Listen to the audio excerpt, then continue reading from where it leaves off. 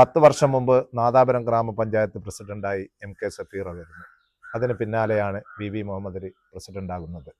സഫീറ പ്രസിഡന്റായതിനു ശേഷം വന്ന മുഹമ്മദ് അലി തിരിച്ച് വീണ്ടും MK സഫീറയെ തന്നെ പ്രസിഡന്റായി ഏൽപ്പിക്കുകയാണ്. 4 സീറ്റ് അധികമായി.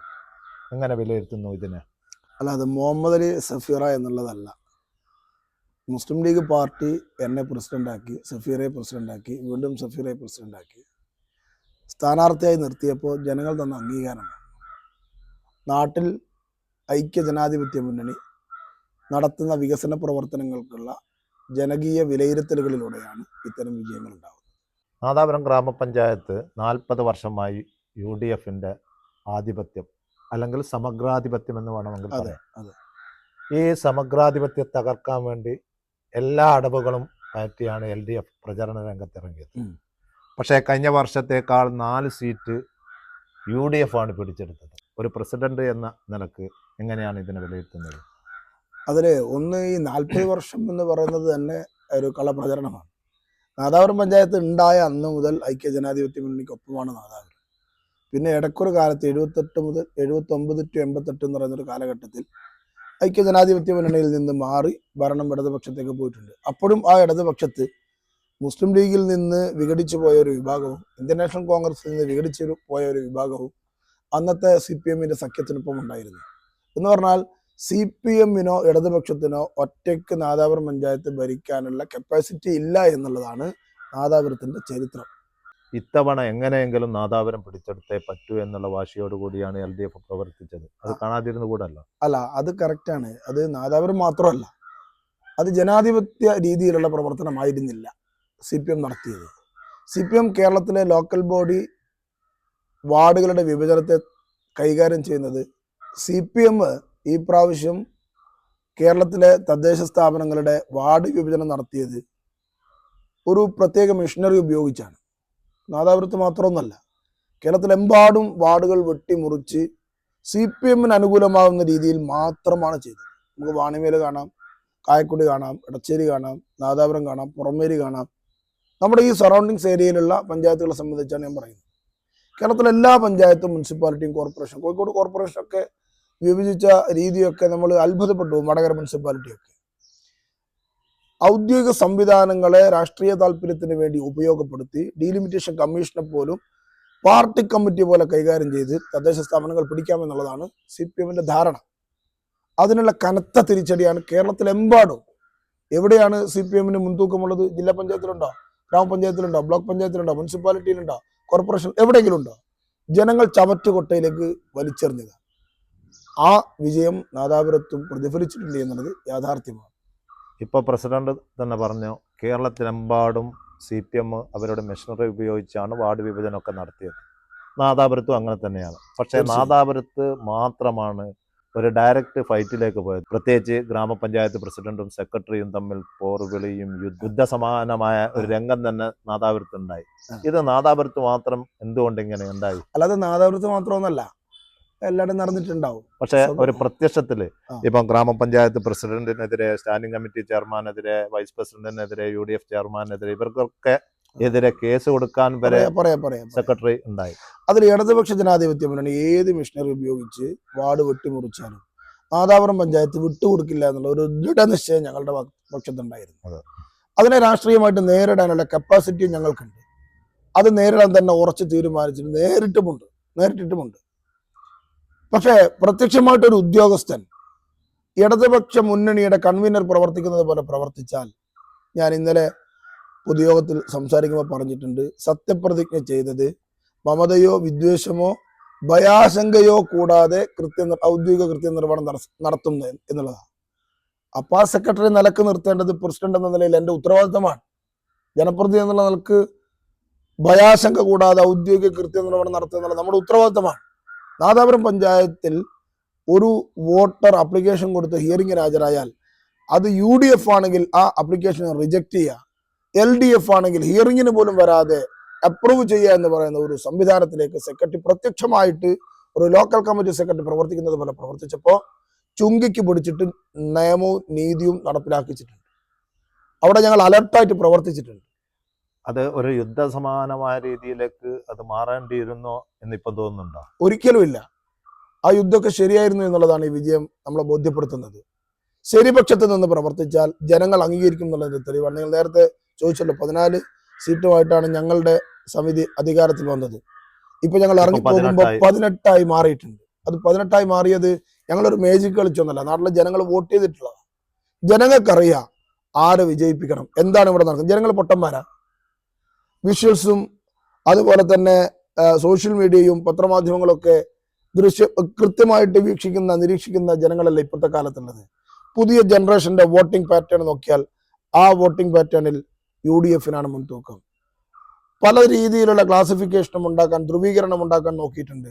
ഞാൻ പറയുന്നു, കൃത്യമായിട്ടും മുസ്ലിം ലീഗ് അല്ലാത്തവരുടെ ഏറ്റവും കൂടുതൽ വോട്ട് കിട്ടിയ കാലമാണിത്. UDF-ന് UDF-കാരുടേതല്ലാത്ത ഏറ്റവും കൂടുതൽ വോട്ട് കിട്ടിയ കാലമാണിത്. ഇടതുപക്ഷം ജനാധിപത്യത്തെ ധ്വംസനം ചെയ്ത് വോട്ടർമാരുടെ വോട്ടപേക്ഷകൾ പോലും സെക്രട്ടറിയെ ഭരണസ്വാധീനം ഉപയോഗിച്ച് കാറ്റിൽ പറത്തി അങ്ങനെ ഭരണം പിടിച്ചെടുക്കാൻ നോക്കുകയാണ് ചെയ്തത്. പിന്നെ ഞങ്ങൾക്ക് കൃത്യമായിട്ടൊരു പൊളിറ്റിക്കൽ അജണ്ട ഉണ്ടായിരുന്നു, ഒരു ഇലക്ഷൻ സ്ട്രാറ്റജി ഉണ്ടായിരുന്നു. ഞങ്ങൾക്ക് ഇവിടെ മർമ്മം നോക്കി എവിടെ ഏത് രീതിയിലുള്ള സ്ഥാനാർത്ഥിയെ നിർത്തണം എന്നുള്ളതിനെപ്പറ്റി ധാരണ ഉണ്ടായിരുന്നു. ഇടതുപക്ഷത്തിന്റെ അപജയത്തെപ്പറ്റി, ഇടതുപക്ഷത്തിന്റെ കൊള്ളരുതായ്മകളെപ്പറ്റി, ഇടതുപക്ഷ സ്ഥാനാർത്ഥികളെ സംബന്ധിച്ചിട്ടുള്ള അസംതൃപ്തിയെപ്പറ്റി കൃത്യമായിട്ടുള്ള പഠനം ഞങ്ങൾ നടത്തിയിരുന്നു. ആ പഠനത്തെയൊക്കെ ആധാരമാക്കിയാണ് ഞങ്ങളുടെ സ്ഥാനാർത്ഥിയെ നിർണയിച്ചതും ഞങ്ങൾ പ്രചരണം നടത്തിയതും. മാർക്സിസ്റ്റ് പാർട്ടി ചെയ്തത് അങ്ങനെയല്ല, കള്ളപ്രചരണമായിരുന്നു മാർക്സിസ്റ്റ് പാർട്ടിയുടെ മുഴുവനും. കള്ളപ്രചരണവും സത്യപ്രചരണവും ഉണ്ടാകുമ്പോൾ ജനങ്ങൾ സത്യപ്രചരണത്തെ ഏറ്റെടുക്കുക സ്വാഭാവികമാണ്. ഗ്രാമപഞ്ചായത്ത് പ്രസിഡന്റ് എന്നുള്ള നിലക്ക് ഈ ഒരു യുദ്ധത്തിന് അല്ലെങ്കിൽ യുദ്ധസമാനമായ ഈ സാഹചര്യത്തിന് പാർട്ടിയുടെയോ UDF സംവിധാനത്തിന്റെയോ പൂർണ്ണ മീൻസ് പരിപൂർണ പിന്തുണ ലഭിച്ചു? യുദ്ധം എന്നുള്ള താങ്കളുടെ പ്രയോഗം തന്നെ ഒഴിവാക്കണം. ഒരു ഇലക്ഷൻ പ്രവർത്തനം എന്നുള്ള രീതിയിൽ മാത്രം കണ്ടാൽ മതി. അങ്ങനെ ഒരു യുദ്ധം സമാനമായ പഞ്ചായത്തുകളിലൊന്നും ഇല്ലാത്ത ഒരു വീറും ഭാഷയും നാദാപുരത്തിന്റെ കാര്യത്തിൽ, പ്രത്യേകിച്ച് ഗ്രാമപഞ്ചായത്ത് സെക്രട്ടറിയുടെ കാര്യത്തിൽ, ഗ്രാമപഞ്ചായത്ത് പ്രസിഡന്റ് എന്നുള്ള നിലക്ക് ഒരു ശക്തമായ താങ്കളുടെ വിലയിരുത്തലാണ്. എല്ലാ പഞ്ചായത്തിലും ഓരോ പഞ്ചായത്തിന്റെ ഭാരവാഹികളും പഞ്ചായത്തിന്റെ ഉത്തരവാദപ്പെട്ടവരും അവിടെ ചെയ്യേണ്ട കാര്യങ്ങൾ ചെയ്തിട്ടുണ്ട് എന്നുള്ളത് തന്നെയാണ് എൻ്റെ. പക്ഷേ സമാനമായ സാഹചര്യമാണ് വാണിമേൽ ഗ്രാമപഞ്ചായത്ത് അടക്കം ഉള്ളത്. പക്ഷെ അവിടെയൊന്നും സെക്രട്ടറിയുമായിട്ടൊരു നേർ പോരാട്ടം അല്ലെങ്കിൽ അവിടുത്തെ സെക്രട്ടറി ഒന്നും ഇങ്ങനെ വൃത്തിയോടെ ചെയ്തിട്ടുണ്ടാവൂല. വാണിമേലൊക്കെ ഈ രീതിയിൽ തന്നെയാണ് വാർഡ് മുറിച്ചത് എന്ന് അന്ന് UDF കേന്ദ്രങ്ങൾ ശക്തമായ ആരോപണം ഉന്നയിച്ചിട്ടുണ്ട്. വാർഡ് മുറിച്ചത് സ്വാഭാവികം, അങ്ങനെ നടക്കട്ടെ. പക്ഷെ ഞങ്ങളുടെ പ്രശ്നം അതായിരുന്നില്ല, വാർഡ് മുറിച്ചത് മാത്രമായിരുന്നില്ല. ഞാൻ പറഞ്ഞല്ലോ, ആവർത്തിച്ച് വീണ്ടും പറയണോ, വോട്ട് ചേർക്കാൻ സമ്മതിക്കുന്നില്ല. UDF-കാരുടെ വോട്ട് ചേർക്കുന്നില്ല. ഒരാളുടെ വോട്ട് ചേർക്കുന്നില്ല. 4 തവണ ഞങ്ങൾ ഹിയറിങ്ങിന് ഹാജരാക്കേണ്ടി വന്നിട്ടുണ്ട്. കോഴിക്കോട് JD-യുടെ ഓഫീസിൽ പോലും ഞങ്ങളുടെ വോട്ടപേക്ഷകരെ ഹാജരാക്കേണ്ടി വന്നിട്ടുണ്ട്. അങ്ങനെ ഒരു അവസ്ഥ വേറെ ഏത് പഞ്ചായത്തിലാണ് വന്നിട്ടുള്ളത്? അതുകൊണ്ടാണ് ഞങ്ങളുടെ പഞ്ചായത്തിലെ ഞങ്ങൾ ഉണ്ടാക്കിയെടുത്ത പൊളിറ്റിക്കൽ ഫൈറ്റിംഗ് അത്രയേറെ ശ്രദ്ധയാകർഷിക്കപ്പെട്ടത്. വ്യക്തിപരമായ വിജയമായി മീഡിയ ഒക്കെ ആഘോഷിച്ച ഒന്നാണ് കുറ്റിപ്പുറം വാർഡ്, 5-ാം വാർഡ്, 11-ാം വാർഡ്, 17-ാം വാർഡ്. CPM-ന് സ്വാധീനമുണ്ട് എന്ന് കരുതുന്ന, അല്ലെങ്കിൽ CPM ഉറച്ച കോട്ടയെ കരുതി ആ വാർഡുകൾ പിടിച്ചെടുക്കാനുള്ള, അല്ലെങ്കിൽ ശക്തിയോടുകൂടി നല്ല മുന്നേറ്റം നടത്തി വിജയിച്ചെടുക്കാനുള്ള ഒരു ത്രാണി എങ്ങനെയാണ് UDF-നുണ്ടായത്? അതിൽ ഞങ്ങൾ ABCD കാറ്റഗറി ഉണ്ടായിരുന്നു. അതിൽ D കാറ്റഗറിയിൽപ്പെട്ട ചില വാർഡുകൾ C കാറ്റഗറിയിലേക്ക് എത്തിക്കണം എന്നുള്ളതായിരുന്നു ഞങ്ങളുടെ ലക്ഷ്യം. അങ്ങനെ ഒരു D കാറ്റഗറി കൊണ്ട് എന്താണ്? D കാറ്റഗറി ഞങ്ങൾക്ക് ഒരിക്കലും കിട്ടാത്ത വാർഡാണ്. അവിടെ ഞങ്ങളുടെ വോട്ടിംഗ് പാറ്റേൺ ഉയർത്തണം, ഞങ്ങളുടെ അറ്റാക്കിന്റെ ശക്തി കൂട്ടിയിട്ട് CPM-നെ പ്രതിരോധത്തിലാക്കണം. ഇത് മാത്രമായിരുന്നു അജണ്ട. അതുപോലെ C കാറ്റഗറിയിൽ വരുന്നത് അങ്ങോട്ടും ഇങ്ങോട്ടും പോയേക്കാം എന്ന് വരുന്നത്, ചെറിയ മാർജിൻ, അത് അത്രയും വാർഡുകളാണ് കൂടുതലുള്ളത്. ഈ C കാറ്റഗറിയുടെയും D കാറ്റഗറിയുടെയും ചുമതല ഞാൻ ഉൾക്കൊള്ളുന്ന ഒരു ടീമിന് UDF-ന്റെ നേതൃത്വം ഏൽപ്പിച്ചിരുന്നു. പ്രത്യേകിച്ച് 5-17 വാർഡുകളുടെ ചുമതല തന്നെ എനിക്കായിരുന്നു. അങ്ങനെ ഞങ്ങൾ എല്ലാവരും ചുമതല വിഭജനം നടത്തി ഓരോ വാർഡിന്റെ കൃത്യമായ മാർജിൻ, അവരുടെ ഓരോ വാർഡിന്റെയും കൃത്യമായ മാർജിൻ നോക്കി ഏത് രീതിയിൽ കൈകാര്യം ചെയ്യുന്നതിനെ സംബന്ധിച്ചൊരു, ഞാൻ നേരത്തെ പറഞ്ഞാൽ, ഒരു സ്ട്രാറ്റജി ഉണ്ടാക്കി ആ സ്ട്രാറ്റജിയിൽ ആ വാർഡ് നീങ്ങുന്നുണ്ട് എന്നുള്ള ഉറപ്പുവരുത്താനുള്ള സംവിധാനം ഉണ്ടാക്കിയിരുന്നു. അപ്പൊ ഞങ്ങൾക്ക് D കാറ്റഗറിയിലുള്ള 5-ാം വാർഡിനെ ഒരു പൊളിറ്റിക്കൽ സ്ട്രൈക്ക്, ഒരു സർജിക്കൽ സ്ട്രൈക്ക് എന്നുള്ള രീതിയിൽ, അപ്പൊ ഞങ്ങൾക്ക് 5-ാം വാർഡിനെ ഒരു സർജിക്കൽ സ്ട്രൈക്ക് നടത്തി CPM-ന് ഞെട്ടിക്കാൻ പറ്റുമെന്നുള്ളത് ആ പ്രവർത്തനത്തിന്റെ മധ്യം ഞങ്ങൾക്ക് ബോധ്യപ്പെട്ടു. അതിനുള്ള അടവുകൾ പറ്റിയിട്ടുണ്ട്, അത് സക്സസ് ആയിട്ടുണ്ട് എന്നുള്ളതാണ് യാഥാർത്ഥ്യം. CPM തന്നെയുള്ള അല്ലെങ്കിൽ CPMന്റെ സജീവ പ്രവർത്തകയെ തന്നെ ആ വാർഡിൽ സ്ഥാനാർത്ഥിയാക്കി ലഭിക്കുന്നു, അതൊക്കെ ജയിക്കുന്നു. പാർട്ടിയാണ് വിലയിരുത്തേണ്ടത്. ജയിക്കുന്നു. അതെ, സത്യത്തില് ആ സ്ഥാനാർത്ഥി പോലും ജയിക്കുമെന്ന് കരുതിയിരുന്നില്ല. കൗണ്ടിംഗ് സ്റ്റേഷനിൽ സ്ഥാനാർത്ഥി തന്നെ എത്തിയിരുന്നില്ല. ജയിച്ചു എന്ന് പറയുമ്പോൾ പ്രസിഡന്റും ചെയർമാനും സെക്രട്ടറിയും ഒക്കെ, പഞ്ചായത്ത് UDFന്റെ ചെയർമാനും കൺവീനറൊക്കെ സന്തോഷം കൊണ്ട് പലപ്പോഴും കരയുന്നത് തന്നെ അവിടെ നിന്ന് കണ്ടിട്ടുണ്ട്. ഈ രീതിയിലാണ് ഇടതുപക്ഷം തുടർന്നും പ്രവർത്തിക്കുന്നതെങ്കിൽ ഇപ്പൊ 6 പേരല്ലുള്ളത്, അവരിൽ 1-2 പേര് അടുത്ത പ്രാവശ്യം ഞങ്ങളെ സ്ഥാനാർത്ഥിയായിട്ട് നിർത്തിക്കും, ജയിപ്പിക്കുകയും ചെയ്യും. CPM മാറണം. CPM അടിസ്ഥാനപരമായ രാഷ്ട്രീയ മൂല്യങ്ങളിൽ നിന്നും മാറി ബൂർഷ്വാസികളുടെയും പണാധിപത്യ ശക്തികളുടെയും വാലാട്ടികളായി നീങ്ങുന്ന കാഴ്ചയാണ് നാട്ടിലുള്ളത്. നാട്ടിൽ ചർച്ചയാണ്. CPM തിരിച്ചറിയണം. അത് തിരിച്ചറിയാതെയാണ് CPM മുന്നോട്ട് പോകുന്നതെങ്കിൽ അപജയം ഷുവറാണ്. അത് രാഷ്ട്രീയമായിട്ട് മുതലെടുക്കാൻ ഞങ്ങളുടെ ഉത്തരവാദിത്വമല്ലേ. CPM ഈ രീതിയിൽ തന്നെ തുടരുന്നതല്ലേ UDFന് നല്ലത്? UDFന് നല്ല തീർച്ചയായിട്ടും. പക്ഷെ നമ്മൾ നാടും കൂടി നോക്കണം. വർഗീയ ശക്തികൾക്ക് സ്വാധീനം ഉണ്ടാക്കുന്ന അവസ്ഥ നാട്ടിൽ ഉണ്ടാവാൻ പാടില്ല. അതുകൊണ്ടാണ് ഞങ്ങൾ പറയുന്നത് ഇടതുപക്ഷം ഈ നാട്ടിന് ആവശ്യമാണ്. പക്ഷേ ഇടതുപക്ഷമായിട്ട് നിൽക്കണം. രാഷ്ട്രീയമായ നേട്ടങ്ങൾക്ക് വേണ്ടി ഏതെങ്കിലും പുത്തൻ പണക്കാരെയോ പുത്തൻ രാഷ്ട്രീയക്കാരെയോ മുന്നിൽ നിർത്തി രാഷ്ട്രീയ പോരാട്ടത്തിന് ഇനിയും CPM മുന്നോട്ട് വന്നാൽ ഇതിലും വലിയ തോൽവി CPMനുണ്ടാകും. വർഗീയ ശക്തികളുമായിട്ട് പ്രത്യക്ഷമായ ബന്ധമാണ് കുറെ കാലങ്ങളായി CPM പാറ്റുന്നത്. ഏതെങ്കിലും ഒരു മുസ്ലിം കുടുംബത്തിൽ നിന്ന് ആരെങ്കിലും കിട്ടിയാൽ അവരുടെ പൊളിറ്റിക്കൽ ബാക്ക്ഗ്രൗണ്ടോ പ്രീവിയസ് ഹിസ്റ്ററിയോ നോക്കാതെ അവർ മുന്നിലേക്ക് ഫോർവേഡ് ചെയ്യാണ്. എന്നിട്ട് അവർ മുൻനിർത്തി ഒരു രാഷ്ട്രീയ പോരാട്ടം ഉണ്ടാക്കി ഞങ്ങളെ സമ്മർദ്ദത്തിലാക്കാമെന്നാണ് CPM പാറ്റുന്നത്. കഴിഞ്ഞ ഇലക്ഷനിൽ 17-ാം വാർഡിൽ ആദ്യം SDP ഒരു സ്ഥാനാർത്ഥിയെ പ്രഖ്യാപിച്ചു. ആ സ്ഥാനാർത്ഥിക്ക് പിന്നീട് LDF പത്രസമ്മേളനം നടത്തിയിട്ട് പിന്തുണ കൊടുക്കുകയാണ്.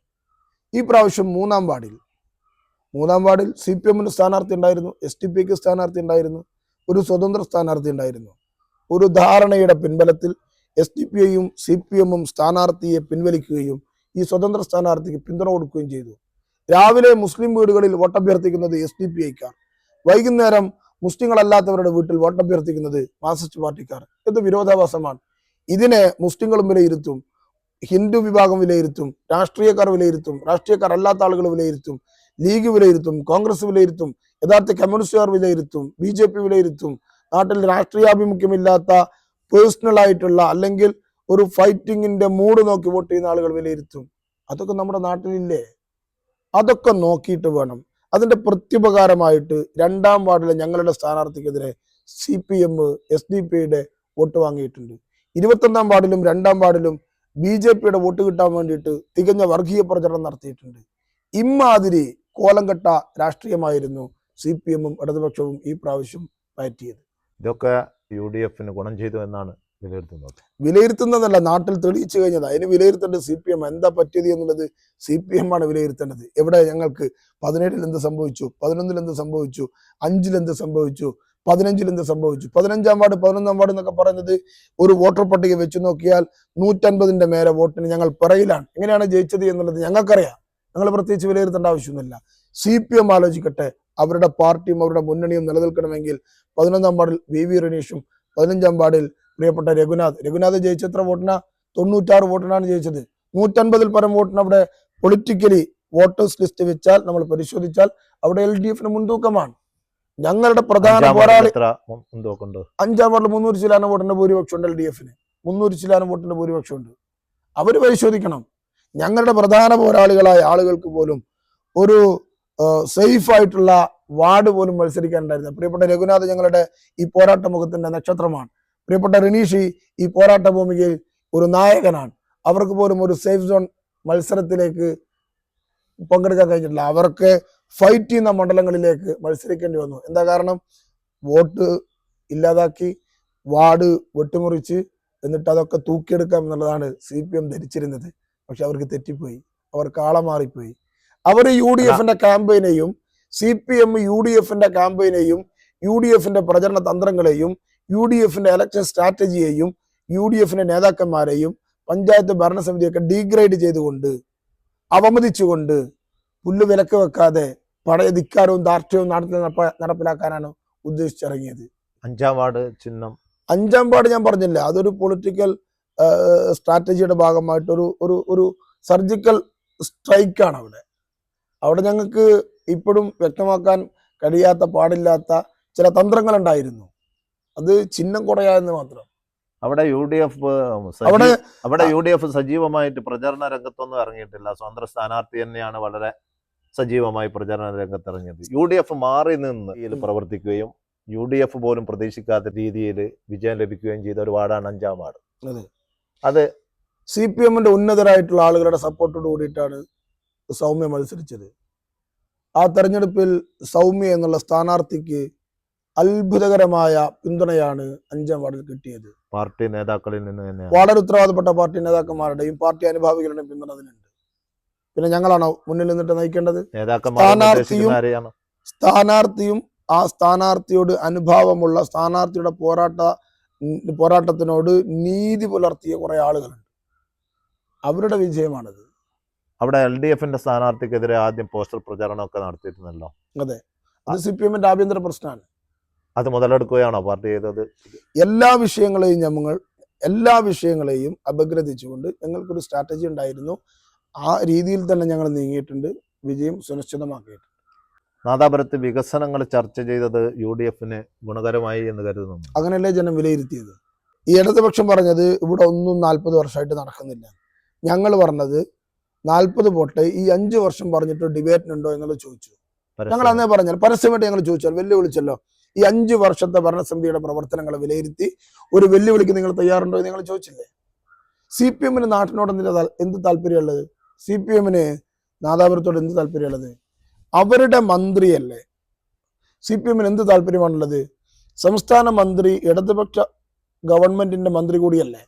ആ മന്ത്രി പങ്കെടുത്ത ബസ് സ്റ്റാൻഡ് പ്രവൃത്തി ഉദ്ഘാടന ചടങ്ങിൽ ഒരു വരി ആശംസ അർപ്പിക്കാൻ ഒരു സഖാവ് അവിടെ ഉണ്ടായിരുന്നു. ഞങ്ങൾ എത്ര പേരെ നോട്ടീസിൽ വെച്ചു. പഞ്ചായത്ത് ഓഫീസ് പാർട്ടി ഓഫീസാണ്, ലീഗ് ഓഫീസാണ്, കോൺഗ്രസ് ഓഫീസാണ്. പാർട്ടി ഓഫീസല്ല, കോൺഗ്രസ് ഓഫീസല്ല, ലീഗ് ഓഫീസല്ല. ഈ പഞ്ചായത്തിലെ മുഴുവൻ ആളുകളുടെയും ഒരു ആസ്ഥാനമല്ലേ ഗ്രാമപഞ്ചായത്ത് ഓഫീസ്. അതിന്റെ ഉദ്ഘാടനത്തിൽ ഞങ്ങൾ എല്ലാവരെയും ക്ഷണിച്ചല്ലോ. ഒരു ഒന്നോ നാദാപുരം പഞ്ചായത്തിന്റെ മുഖച്ഛായ മാറ്റുന്ന രീതിയിൽ അത്യാധുനിക സംവിധാനത്തോടു കൂടി നവീകരിച്ച മത്സ്യ മാർക്കറ്റ് ഉദ്ഘാടനം. അവിടെ വന്നിട്ട് ഞങ്ങൾ 2 തെറി പറയാനെങ്കിലും അവർക്ക് സമയം കണ്ടെത്താൻ കഴിഞ്ഞോ? അപ്പൊ ജനവിരുദ്ധമായ സമീപനമായിരുന്നു, വികസന വിരുദ്ധമായ സമീപനമായിരുന്നു CPM-ന്റേത്. ഞങ്ങൾ അങ്ങനെയല്ല. അവസാന ഘട്ടത്തിൽ നടക്കുന്ന ഒരു ഉദ്ഘാടനം അത് UDF അത് ഒരു വികസന നേട്ടമായി ഉപയോഗിക്കും എന്നുള്ള ഒരു ഭീതി കൊണ്ടായിരിക്കില്ലേ CPM പ്രത്യേകിച്ച്? വികസനം യാഥാർത്ഥ്യമാണെന്നുള്ളത് അംഗീകരിക്കലല്ലേ അത്, പരോക്ഷമായിട്ടുള്ള അംഗീകാരമല്ലേ അത്. ഞങ്ങൾ വന്നാൽ നിങ്ങൾ നടത്തുന്ന വികസനത്തിന് അംഗീകാരമായി പോകും എന്ന് പറഞ്ഞാൽ നിങ്ങൾ വികസനം നടത്തുന്നുണ്ട് എന്നുള്ളത് അണ്ടർസ്റ്റുഡ് അല്ലേ. അത് ജനങ്ങൾ വിലയിരുത്തും, വന്നാലും വന്നില്ലെങ്കിലും. അതൊക്കെ വലിയ ഒരു പൊളിറ്റിക്കൽ ബ്ലണ്ടറായിരുന്നു അവരുടെ തീരുമാനം. അവർ വന്നിട്ട് ഞങ്ങളുടെ ന്യൂനത പറയണമായിരുന്നു. ഒന്നും പറഞ്ഞില്ല, മാറി നിന്നു ബിഹൈൻഡ് ദി കർട്ടൻ. എന്നിട്ട് നാട്ടിൽ പുകമറ സൃഷ്ടിച്ചു. ഒന്നും നടക്കുന്നില്ല എന്നുള്ളത് ജനം വിലയിരുത്തൂലേ.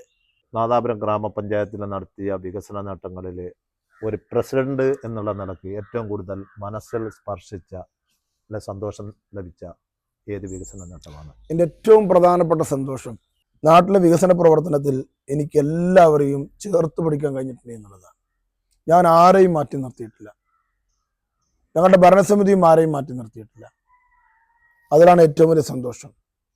ഞങ്ങൾ പാശ്ചാത്യ മേഖലയിലും സേവന മേഖലയിലും ഉൽപാദന മേഖലയിലുമൊക്കെ കൃത്യം ഒരു മാസ്റ്റർ പ്ലാൻ തയ്യാറാക്കിയിട്ടാണ് പ്രവർത്തിച്ചത്.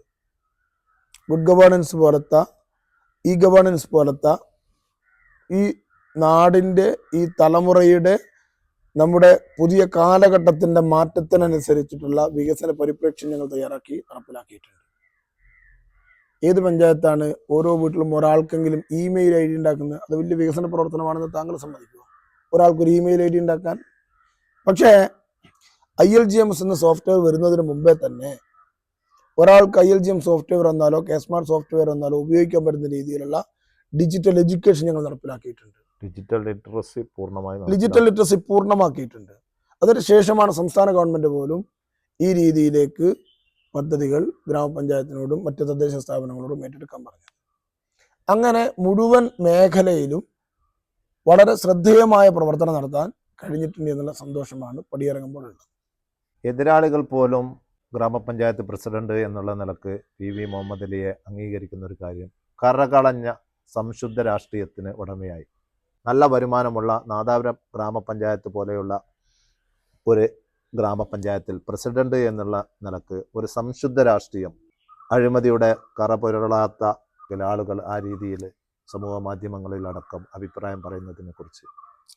ചുട്ടയിലെ ശീലം ചുടല വരെ എന്നല്ല, നമ്മൾ കണ്ടതും കേട്ടതും പഠിച്ചതും അങ്ങനെയാണ്. അത് പൊതുജീവിതത്തിൽ ഏത് മേഖലയിലെത്തിയാലും ആ രീതിയിൽ ജീവിക്കണമെന്നുള്ള പാഠമാണ് നമുക്ക് വീട്ടിൽ നിന്ന് കിട്ടുന്നത്. അത് തുടർന്നു എന്നല്ലാതെ ഈ അധികാര കേന്ദ്രങ്ങളിൽ അഴിമതി ഉണ്ടായിരിക്കണമെന്ന് വാശി പിടിക്കുന്നത് പോലെയാണ് താങ്കളുടെ ചോദ്യം. അല്ലെങ്കിൽ വരുമാനമുള്ള പഞ്ചായത്തിലാണെങ്കിൽ അവിടെ കള്ളന്മാരുണ്ടാകണം, അങ്ങനെ ഒരു മിഥ്യാധാരണ ഉണ്ടാവരുത്. അത് FB പോസ്റ്റിൽ മുഹമ്മദ് അലി തന്നെ ഇറങ്ങിപ്പോകുമ്പോൾ പറഞ്ഞു, ഒരുപാട് കള്ളനാണയങ്ങളുണ്ട്, ഉദ്യോഗസ്ഥന്മാർ ചിലർ അങ്ങനെയൊക്കെ ഉണ്ട്, അവരോടൊക്കെ ഫൈറ്റ് ചെയ്യേണ്ടി വന്നിട്ടുണ്ട് എന്ന്. ചില ഉദ്യോഗസ്ഥന്മാരെങ്കിലും തലപ്പത്തിരിക്കുന്ന മാറി മാറി വരുന്ന ചില ഉദ്യോഗസ്ഥരെങ്കിലും അഴിമതിയുണ്ട് എന്നുള്ള ഒരു ഫാക്റ്റാണ്. അതെത്ര നമ്മൾ മറച്ചു വെച്ചാലും അവരോടൊക്കെ നേരിടാനും പോരാടാനും സധൈര്യം പറയാനുമുള്ള ഒരു ചങ്കൂറ്റം, ഒരു ചങ്കുറപ്പും എങ്ങനെ ലഭിച്ചു എന്നുള്ളത്. തെറ്റ് കണ്ടാൽ ഏത് കൊമ്പനാണെങ്കിലും തെറ്റ് ചൂണ്ടിക്കാണിക്കണം. അത് അഴിമതി നടത്തുന്നത് രാഷ്ട്രീയക്കാരാണെങ്കിലും ഉദ്യോഗസ്ഥരാണെങ്കിലും അത് കണ്ടില്ലെന്ന് നടിക്കുക എന്നുള്ളത് ഏറ്റവും വലിയ തെറ്റാണ്, കുറ്റാണ്, ഏറ്റവും വലിയ അഴിമതിയാണ്. ആ ഒരു രീതിയിൽ പ്രവർത്തിച്ചിട്ടുണ്ട് എന്നുള്ളത് സത്യമാണ്. ഈ നാട്ടിൽ അഴിമതിക്കാരായ ഉദ്യോഗസ്ഥന്മാരുണ്ട് എന്നുള്ളത് യാഥാർത്ഥ്യമാണ്. അത് മുഖ്യമന്ത്രി പറഞ്ഞിട്ടുണ്ടല്ലോ, മൺമറഞ്ഞ ഇന്ത്യയുടെ പ്രധാനമന്ത്രി മൻമോഹൻ സിംഗ് പറഞ്ഞിട്ടില്ലേ ഈ രാജ്യത്ത് അഴിമതിയുണ്ട് എന്നുള്ളത്. അപ്പം ആ അഴിമതിയെ നമ്മൾ വിഭാടനം ചെയ്യണമെങ്കിൽ മൈക്രോ ലെവലിൽ ഏറ്റവും താഴെത്തട്ടിൽ ഭരണത്തെ നിയന്ത്രിക്കുന്ന പഞ്ചായത്ത് പ്രസിഡന്റുമാരും മുനിസിപ്പൽ ചെയർമാരൊക്കെ അലർട്ടായി പ്രവർത്തിക്കണം. ഏറ്റവും താഴെത്തട്ടിലുള്ള വികസന പ്രവർത്തനം നടത്തൽ മാത്രമല്ല, ഏറ്റവും താഴെത്തട്ടിലുള്ള ഇത്തരത്തിലുള്ള ദുസ്സൂചനകളെയും അതുപോലെ അഴിമതിയെയും ഒക്കെ ഇല്ലാതാക്കുക എന്നുള്ളതും ഭരണത്തലവന്മാരുടെ ഉത്തരവാദിത്തമാണ്. അത് പൂർണ്ണമായി വിജയിച്ചു എന്ന് കരുതുന്നുണ്ടോ? എൻ്റെ ബോധ്യത്തിൽ വന്നതെല്ലാം തടയാൻ കഴിഞ്ഞിട്ടുണ്ട്, പ്രതിരോധിക്കാൻ കഴിഞ്ഞിട്ടുണ്ട്. അത്തരത്തിലുള്ള ഉദ്യോഗസ്ഥന്മാർ കൊണ്ട് തിരുത്തിക്കാനും കഴിഞ്ഞിട്ടുണ്ട്. അവർ പൂർണ്ണ വിശ്വാസം എനിക്കുണ്ട്. അതിന് കൂടെ തന്നെ പറയട്ടെ, നമ്മളെല്ലാ ഉദ്യോഗസ്ഥന്മാരെയും കള്ളന്മാരാണ്, അഴിമതിക്കാരാണ് എന്നുള്ള മിഥ്യാധാരണ ഒന്നും പാടില്ല. വളരെ സത്യസന്ധരായ നൂറുകണക്കിന്, ആയിരക്കണക്കിന്, ലക്ഷക്കണക്കിന് ഉദ്യോഗസ്ഥന്മാർ ഈ ലോകത്ത്, ഈ കേരളത്തിൽ, നമ്മുടെ പഞ്ചായത്ത് മേഖലയിൽ, മറ്റെല്ലാ മേഖലയിലുമുണ്ട്. അന്ധമായി കാടടച്ച എല്ലാ ഉദ്യോഗസ്ഥന്മാരും അഴിമതിക്കാരാണെന്ന് പറയാൻ പാടില്ല. ഈ കറകളഞ്ഞ സംശുദ്ധ രാഷ്ട്രീയത്തിന് ഉടമ എന്നുള്ള വിശേഷം തന്നെ വിവിക്ക് ചാർത്തപ്പെടുമ്പോൾ എടുത്തു ചാടുന്ന ഒരു പ്രകൃതക്കാരനാണ് വിവിയെ കുറിച്ച് പറയുന്നുണ്ട്. അതിനെ കുറിച്ച് അങ്ങനെ ഉണ്ടോ? ഓ ഉണ്ട്. അതെന്നെ അടുത്തറിയാവുന്ന ആളുകൾക്ക് വേണമെങ്കിൽ ഗുണദോഷിക്കാനൊക്കെ അങ്ങനെ പറയുന്നതായിരിക്കും. അങ്ങനെ ഉണ്ടെങ്കിൽ അത് തിരുത്തേണ്ടതാണ്. പരമാവധി ശ്രമിച്ചിട്ടുണ്ട്. നമ്മുടെ പ്രായമൊക്കെ അതിനൊരു ഘടകമാണല്ലോ. ഈ ഗ്രാമപഞ്ചായത്ത് സെക്രട്ടറിക്കെതിരെ നടന്ന അവസാനത്തെ പോരാട്ടം പോലും ചില ഘട്ടങ്ങളിൽ അതിരുവിട്ടു പോയി എന്ന് കരുതുന്ന നേതാക്കളൊക്കെ ഉണ്ട്. അല്ല, എല്ലാവരും ഒരുപോലെ ചിന്തിക്കണം, പറയണമെന്ന് പറഞ്ഞാൽ നടക്കൂല. പക്ഷെ നമ്മൾ ഒരു വിഷയത്തെ വിലയിരുത്തുമ്പോൾ നമ്മുടെ ബോധ്യത്തിൽ ശരിയാണോ എന്നുള്ളതാണ് ഏറ്റവും പ്രധാനം. സെക്രട്ടറി ശുദ്ധ തോന്നിവാസവും ജനാധിപത്യ വിരുദ്ധ രീതിയിലുള്ള നീക്കവും നടത്തിയപ്പോൾ ഞങ്ങളുടെ ബോധ്യത്തിൽ ശരിയാണെന്ന് തോന്നുന്നതേ ഞങ്ങൾ ചെയ്തിട്ടുള്ളൂ. ഞങ്ങളുടെ ബോധ്യത്തിൽ തെറ്റാണെന്ന് തോന്നുന്നത് ഒന്നും ചെയ്തിട്ടില്ല. പിന്നെ നിങ്ങളാ ചോദിച്ചതിലൊരു ദുസൂചനയുണ്ട്. UDF നേതാക്കന്മാർ അതിനോടൊപ്പം ഉണ്ടായിരുന്നില്ലേ എന്നുള്ളതല്ലേ നിങ്ങൾ ഉദ്ദേശിച്ചത്? പൂർണ്ണാർത്ഥത്തിലുണ്ടായിരുന്നു എന്നുള്ളത്. പൂർണ്ണാർത്ഥത്തിലുണ്ടായിരുന്നു. UDF മുസ്ലിം ലീഗിൻ്റെയും കോൺഗ്രസിൻ്റെയും നേതാക്കന്മാരോട് ആലോചിക്കാതെ ഞങ്ങൾ ഒരു കാര്യത്തിലും തീരുമാനം എടുത്തില്ല. ഈ പ്രചരണം വളരെ തന്ത്രജ്ഞനാണ് ഈ സെക്രട്ടറി റജുലാൽ. അദ്ദേഹം പടച്ചുവിട്ടതാണ് താങ്കളുടെ ഈ ചോദ്യം. പത്രക്കാരോടും മറ്റ് ചില ആളുകളോടൊക്കെ അദ്ദേഹം പറഞ്ഞത് ഇത് UDF ലീഗിൻ്റെയോ തീരുമാനമല്ല, അവരൊക്കെ എൻ്റെ കൂടെയാണ്, ഇത് പ്രസിഡന്റിൻ്റെ ഒരു ഷാഠ്യം കൊണ്ട് നടക്കുന്നതാണെന്നല്ല. അതിലൊരു ലക്ഷ്യമുണ്ട്. അദ്ദേഹം ഒരു ഇടതുപക്ഷക്കാരനൊന്നുമല്ല, CPM-കാരനൊന്നുമല്ല. അപ്പ കാണുന്നവൻ അപ്പാന്ന് വിളിക്കുന്ന ഒരു സ്വഭാവക്കാരനാണ്. ഒഞ്ചിയത്ത് RMPക്കും UDF-നും അനുകൂലമായിട്ടാണ് അദ്ദേഹം വാർഡ് വിഭജനം നടത്തിയത്. അപ്പോൾ CPM സുഖിപ്പിക്കുക എന്നുള്ളത് അദ്ദേഹത്തിൻ്റെ രണ്ടാമത്തെ ദൗത്യമാണ്. അതിനുവേണ്ടി വന്നാണ് നാദാപുരത്തേക്ക്. ഒരേ സമയത്ത് UDF ഒരേ സമയത്ത് LDF സുഖിപ്പിച്ച് സ്വന്തം കാര്യം നേടുക എന്നുള്ള ലക്ഷ്യമാണ്. അതിനുവേണ്ടി ഇവിടെ വന്നിട്ട് നടത്തുന്ന ചില കാര്യങ്ങൾ അദ്ദേഹത്തിന്റെ സുഹൃത്തുക്കളും അദ്ദേഹത്തിന് നേരത്തെ സൗഹൃദ ബന്ധവുമുള്ള UDF നേതാക്കന്മാരെ അലോസരപ്പെടുത്തുന്നുണ്ടെങ്കിൽ അവരൊന്ന് സൂചിപ്പിക്കാൻ വേണ്ടി അദ്ദേഹം പടച്ചുവിട്ട ഒരു പ്രചരണം മാത്രമാണ്. നേരത്തെ നാദാപുരം ഗ്രാമപഞ്ചായത്തിൽ ഉണ്ടായിരുന്നു UDF ഭരണാധികാരികളാണ് നാദാപുരം ഭരിച്ചിരുന്നത്. അന്നൊന്നും ഇല്ലാത്ത ഒരു വിരോധം സെക്രട്ടറിക്ക് നേരെ ഉണ്ടായി എന്നുള്ളതാണ് പറയുന്നത്. അന്നൊന്നും വാർഡ് വിഭജനം നടന്നിട്ടില്ല. അന്നൊന്നും അദ്ദേഹത്തിന് വോട്ട് ചേർക്കുന്നതിന്റെയും തള്ളുന്നതിന്റെയും ചുമതല ഉണ്ടായിരുന്നില്ല. അതുകൊണ്ട് അന്നത്തെ പ്രസിഡന്റുമാർക്കൊന്നും ഇങ്ങനെ ഇടപെടേണ്ടി വന്നിട്ടില്ല. വിഷയാധിഷ്ഠിതമാണല്ലോ. നമ്മൾ റജുലാൽ എന്ന വ്യക്തിയോടുള്ള സമീപനമല്ലല്ലോ. ഞങ്ങൾക്ക് അന്തമായിട്ടുള്ള അങ്ങനെ ഒരു വ്യക്തിപരമായ ഒരു സൗഹൃദത്തിനൊന്നും ഞങ്ങൾക്കൊരു കുറവുമില്ലല്ലോ.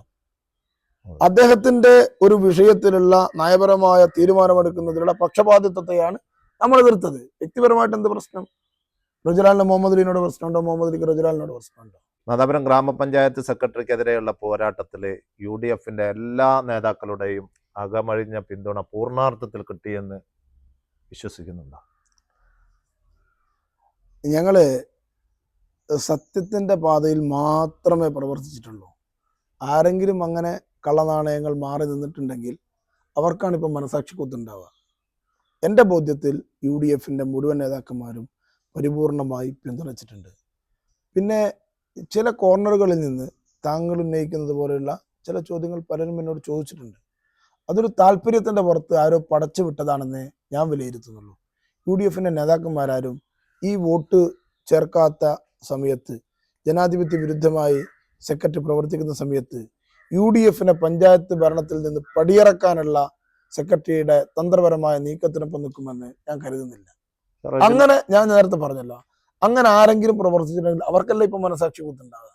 റജുലാലുമായി അടുത്ത ബന്ധം പുലർത്തുന്ന പല നേതാക്കളും UDF ഭാഗത്തുണ്ട്. ആ ഒരു വിശ്വാസത്തിലാണ്, ആ ഒരു ധൈര്യത്തിലാണ് റജുലാൽ മുമ്പോട്ട് പോയത് എന്നാണ് നമുക്ക് കിട്ടുന്ന വിവരം. അയാളായിട്ട് എനിക്കും നല്ല ബന്ധമില്ല. മുഹമ്മദ് അലിയും സെക്രട്ടറിയും തമ്മിൽ ഒരു പോരാട്ടത്തിലേക്ക് കടന്നല്ലോ. ഒരിക്കലും ഇല്ല. മുഹമ്മദിലും റജുലാലും തമ്മിൽ യാതൊരു പ്രശ്നവും. സെക്രട്ടറിയും പ്രസിഡന്റും തമ്മിൽ ഒരു പോരാട്ടത്തിലേക്ക്, സെക്രട്ടറിയും പ്രസിഡന്റും തമ്മിലും പ്രശ്നമില്ല. സെക്രട്ടറിയുടെ ജനാധിപത്യ വിരുദ്ധമായ പ്രവർത്തനവും ഞാനും തമ്മിലാണ് പ്രശ്നം. ഞാൻ അവിടെ പറഞ്ഞത്, നിങ്ങൾ ഈ വരുന്ന വോട്ടർമാരുടെ രാഷ്ട്രീയം നോക്കാതെ തീരുമാനമെടുക്കണം. UDF മാത്രം ചേർക്കണമെന്ന് ഞാൻ പറഞ്ഞിട്ടില്ല. ഞാൻ പറഞ്ഞത്, വോട്ടപേക്ഷിക്കുന്നവൻ നാദാപുരം പഞ്ചായത്തിൽ സ്ഥിരതാമസക്കാരനാണെങ്കിൽ അവന്റെ വോട്ട് ചേർക്കണം.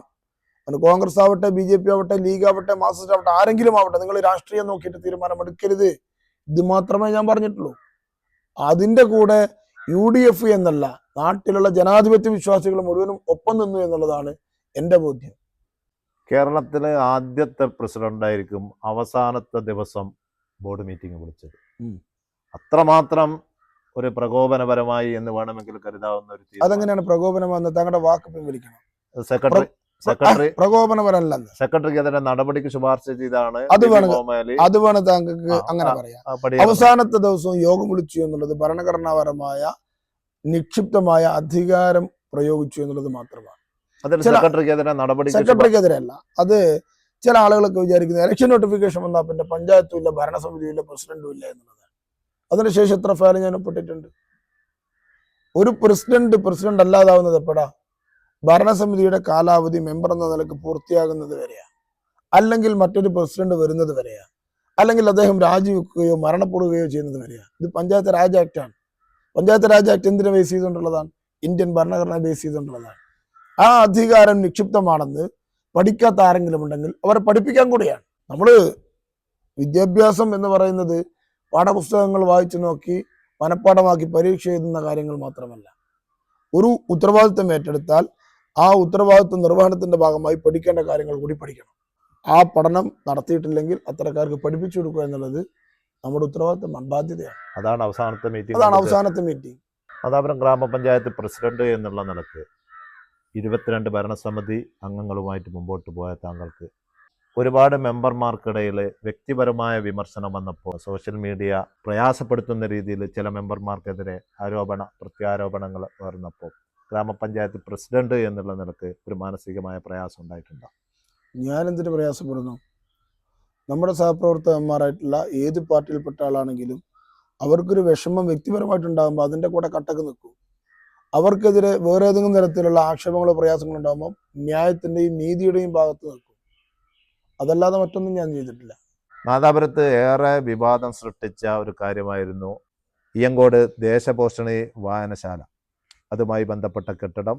പ്രസിഡന്റ് തന്നെ അത് ഇടിച്ച് നിരപ്പാക്കി എന്നുള്ളൊരു വിവാദം ആ സമയത്ത് ഉയർന്നിരുന്നു. അതിൻ്റെ ട്രോളുകൾ വന്നിരുന്നു, ഫോട്ടോകൾ വന്നിരുന്നു. അതിനെ എങ്ങനെയായിരുന്നു? അത് ആ സമയത്ത് ശരിയാണ്. ഇപ്പൊ തെറ്റാണ്. ഇപ്പൊ തെറ്റാണെന്ന് ചോദിച്ചാൽ, ഒരു പ്രസിഡന്റ് ഒരു കാര്യം ചെയ്യുമ്പോൾ അതിന്റെ മുൻപിന്നെ ആലോചിക്കണം. അത് ആലോചിക്കാതെ ആയിപ്പോയി എന്നുള്ള തെറ്റുണ്ട്. ഇപ്പോഴേ സാധാരണ ഒരാൾ ചെയ്യുമ്പോൾ പോലെയല്ല ഒരു പഞ്ചായത്ത് അതെങ്ങനെയാ ശരിയാണെന്ന് തോന്നുന്നു? ഞാൻ പറഞ്ഞല്ലോ, സാധാരണ ഒരാൾ ചെയ്യുന്ന ശരി ഒരു പ്രസിഡന്റ് ചെയ്യുമ്പോൾ ശരിയാവണമെന്നില്ല. പ്രസിഡന്റ് ഒരിക്കലും സാധാരണക്കാരനല്ല. അതുകൊണ്ട് ഇപ്പോ അന്ന് തോന്നിയ ശരിയിൽ ചില ശരികേടുണ്ട് എന്നുള്ളത് ഇപ്പൊ തോന്നുന്നു. അപ്പൊ ഞാൻ നേരത്തെ പറഞ്ഞ ഒരു എടുത്തുചാട്ടത്തിന്റെ ഒരു സ്വരം വന്ന് ഉണ്ടായിരുന്നില്ല. ഞാൻ പറഞ്ഞല്ലോ, എടുത്തുചാട്ടക്കാരൻ എന്ന രീതിയിൽ മുദ്ര കുത്താനുള്ള ചില തൽപര കക്ഷികളുടെ ശ്രമം, അതിന് ഞാൻ വിധേയമാവുന്നില്ല. തൽപര കക്ഷികൾ പറയാൻ പറ്റുന്ന ഏറ്റവും നല്ല ഉദാഹരണമായിട്ട് ഈ യങ്കോട് വായനശാല ഉപയോഗിച്ചിരുന്നല്ലോ. അല്ലാതെ വസ്തുതയിലേക്ക് വീണ്ടും ഞാൻ ആഴ്ന്നിറങ്ങണമെന്ന് എനിക്കിപ്പോൾ തോന്നുന്നില്ല. ഞാൻ പറയട്ടെ, പഞ്ചായത്തിന്റെ പ്രോപ്പർട്ടിയിലേക്ക് ഒരു കടന്നുകയറ്റം ഉണ്ടാകുമ്പോൾ അത് എതിർക്കേണ്ടതാണ്. അതിന് നിയമമുണ്ട്, പോലീസുണ്ട്, കോടതിയുണ്ട്, സംവിധാനമുണ്ട്. അതെ, അതുകൊണ്ടാണ് ഞാനത് കണ്ടപ്പോൾ നമ്മൾ ഒരു സൗഹൃദത്തിലും സ്നേഹത്തിലും അവിടെ പണിയെടുക്കുന്ന ആളോട് നിങ്ങളിത് ചെയ്യരുത് എന്ന് പറഞ്ഞപ്പോൾ അദ്ദേഹം എന്നെ പ്രൊവോക്ക് ചെയ്തു. അതിൽ ഞാൻ പെട്ടു.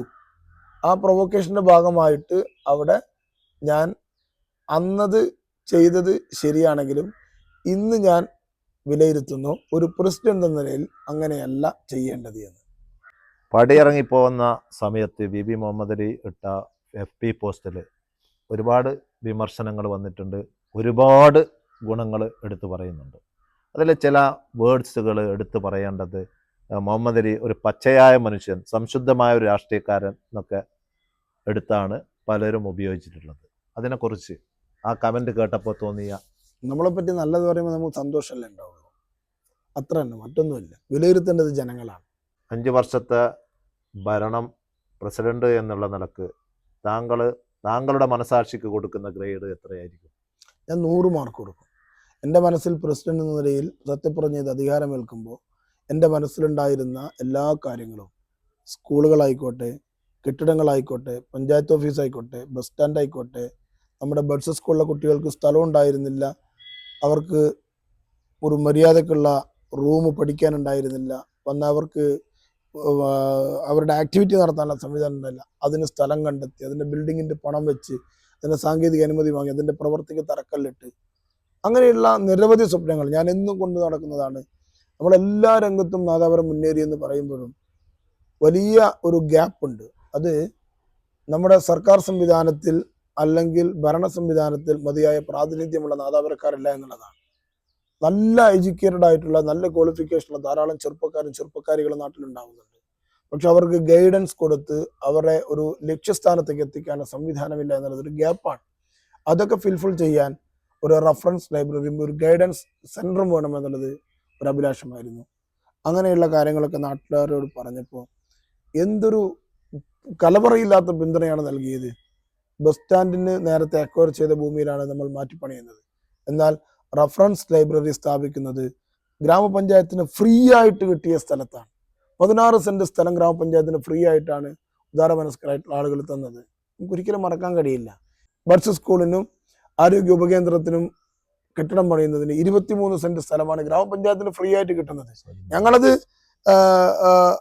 പിരിവെടുത്ത് കച്ചവടം ചെയ്ത് ഗ്രാമപഞ്ചായത്തിന് ഫ്രീ ആയിട്ട് വാങ്ങിക്കൊടുക്കുകയാണ്. 3 കുടിവെള്ള പദ്ധതിക്ക് ആവശ്യമായിട്ടുള്ള സ്ഥലം സൗജന്യമായാണ് പഞ്ചായത്തിന് ഈ കാലയളവിൽ കിട്ടുന്നത്. ഇങ്ങനെ ഗ്രാമപഞ്ചായത്തിന്റെ ആസ്തിയിലേക്ക് നിരവധി പദ്ധതികളുടെ ഭാഗമായി ലക്ഷക്കണക്കിന് രൂപയുടെ സ്ഥലമാണ് സൗജന്യമായിട്ട് വിട്ടുകിട്ടുന്നത്. കല്ലാച്ചി ബൈപ്പാസിനും നാദാപുരത്തെ ബൈപ്പാസിനും പൊന്നും വിലയുള്ള ഭൂമിയാണ് ഗ്രാമപഞ്ചായത്തിന് ആസ്തിയിലേക്ക് ഉൾപ്പെടുത്തുന്നതിന് വിട്ടുകിട്ടിയത്. അപ്പോൾ നമ്മൾ നല്ല ലക്ഷ്യത്തോടു കൂടി പദ്ധതികൾ ആവിഷ്കരിച്ച് ജനസമക്ഷം സമർപ്പിച്ചപ്പോൾ ജനങ്ങൾ അത് ഏറ്റെടുത്തിട്ടുണ്ട്, ജനങ്ങൾ അതിൻ്റെ കൂടെ നിന്നിട്ടുണ്ട്, എല്ലാ നിലയിലും ജനങ്ങൾ സഹായിച്ചിട്ടുണ്ട്. അതുകൊണ്ട് തന്നെ എങ്ങനെയാണോ കയറി വരുമ്പം ലക്ഷ്യം വെച്ചത് അത് പൂർത്തീകരിച്ച് 100 മാർക്കോടുകൂടി സംതൃപ്തിയോടെയാണ് പടിയിറങ്ങുന്നത്. 5 വർഷത്തെ മികവുറ്റ രീതിയിലുള്ള ഭരണം നടത്തി ഗ്രാമപഞ്ചായത്ത് പ്രസിഡന്റ് ബി മുഹമ്മദ് അലി പടിയിറങ്ങുകയാണ്. കൂടുതൽ ഉയരത്തിലേക്ക് രാഷ്ട്രീയത്തിലും ഭരണരംഗത്തേക്കും മാറട്ടെ എന്ന് ആത്മാർത്ഥമായി ആശംസിക്കുന്നു. ഓക്കെ. ഓക്കെ.